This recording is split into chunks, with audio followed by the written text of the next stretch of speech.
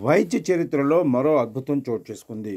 కృత్రిమ గుండెతో ఓ వ్యక్తి ఏకంగా 100 రోజులు జీవించి అందరినీ ఆశ్చర్యపరిచారు.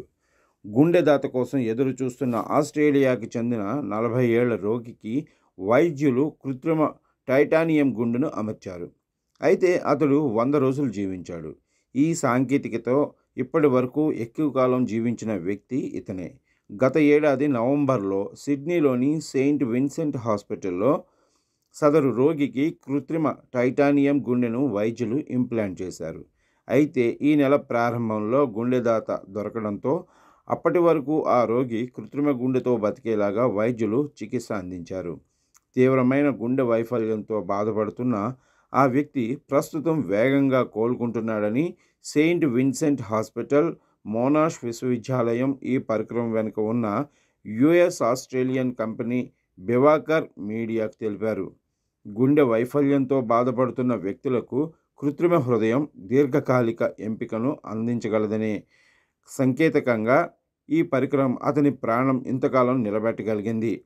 అయితే ఈ పరికరం ఇంకా ట్రయల్ దశలోనే ఉంది. సాధారణ ఉపయోగం కోసం ఇంకా ఆమోదించబడలేదని వైద్యులు తెలిపారు. బివాకార్ ఆర్టిఫిషియల్ గుండె వ్యవస్థాపకుడు, ఆస్ట్రేలియన్ బయో ఇంజనీర్ అయిన డేనియల్ టిమ్స్ తన తండ్రి గుండె జబ్బుతో మరణించిన తర్వాత ఈ పరికరాన్ని కనిపెట్టాడు. తాజాగా ఓ రోగి దీని ఆధారంగా 100 రోజులు బ్రతకడం చూసి దశాబ్దాల తన కృషి ఫలించడం చూడటం చాలా ఆనందంగా ఉందని అన్నారు.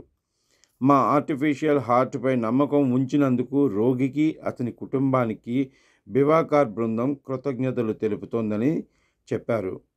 ఆ ప్రకటనలో ఆయన వెల్లడించారు.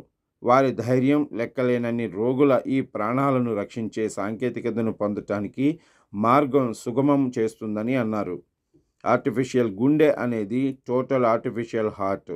ఇందులో ఒకే కదిలే భాగం ఉంటుంది. ఇది అయస్కాంతాల ద్వారా ఉంచబడే లెవిటేటెడ్ రోటర్. దీని పేరు మాదిరిగానే ఇది టైటానియంతో నిర్మించబడింది. ఇది శరీరానికి, ఊపిరితిత్తులకు రక్తాన్ని పంపు చేస్తుంది. గుండె 2 జఠరికల పనిని ఇది చేస్తుంది. ప్రపంచ ఆరోగ్య సంస్థ ప్రకారం ప్రపంచవ్యాప్తంగా ప్రతి సంవత్సరం 14 మిలియన్ల మంది హృదయ సంబంధ వ్యాధులతో మరణిస్తున్నారు. దాతల కోసం వెయిటింగ్ లిస్టులో కొట్టుమిట్టాడుతున్న ఎక్కువ మందిని కాపాడటానికి ఈ పరికరాన్ని ఉపయోగించాలనేది లక్ష్యంగా పెట్టుకున్నారు. అమెరికా ఆరోగ్య శాఖ ప్రకారం 2024లో దాదాపు 3500 మందికి గుండె మార్పిడి జరిగింది. అదే సంవత్సరం దాదాపు 4400 మంది వెయిటింగ్ లిస్టులో చేరారు. ఆర్టిఫిషియల్ గుండె మార్పిడికి పూర్తిగా కొత్త ఆశలకు నాంది పలికింది అని అన్నారు.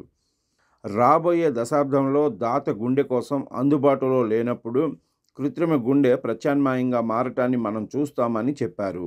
ఆస్ట్రేలియన్ రోగి కోలుకోవడాన్ని పర్యవేక్షిస్తున్న ఈ క్లినికల్ ట్రయల్స్ కోసం పరికరాన్ని సిద్ధం చేయడంలో పాల్గొన్న వైద్యుడు హేవార్డ్ అన్నారు. ఈ పరికరాన్ని ఇప్పటికే యునైటెడ్ స్టేట్స్లో ఫుడ్ అండ్ డ్రగ్ అడ్మినిస్ట్రేషన్ ప్రారంభ సాధ్యాసాధ్య అధ్యయనంలో పరీక్షించారు. దీనిలో భాగంగా 5 రోగులకు ఈ పరికరాన్ని విజయవంతంగా అమర్చారు. మొదటిది గత జూలైలో టెక్సాస్ మెడికల్ సెంటర్లో శస్త్రచికిత్స సమయంలో ఎండ్ స్టేజ్ గుండె వైఫల్యంతో బాధపడుతున్న 58 ఏళ్ల వ్యక్తికి ఈ పరికరాన్ని ఇంప్లాంట్ చేశారు. దాత అందుబాటులోకి వచ్చే వరకు అది అతన్ని 8 రోజులు సజీవంగా ఉంచింది.